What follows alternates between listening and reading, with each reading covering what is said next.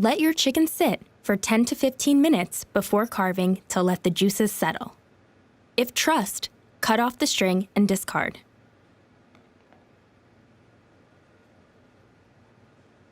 Next, remove the legs and thighs.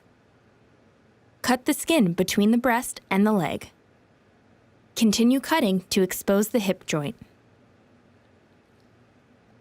With your hands, snap the joint open, and using your knife, complete the cut.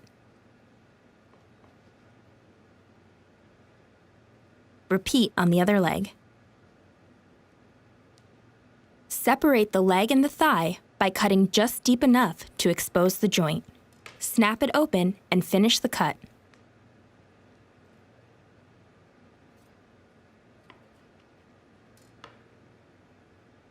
Now, remove the wings. Pull it slightly from the body and cut at the joint. Repeat on the other wing. Remove the breasts next by making an incision along one side of the keel bone. Keep cutting along the rib cage and complete the cut along the bottom, just above the wing. Slice the breast meat into portions.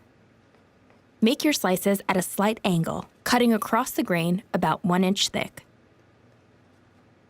And repeat on the other breast.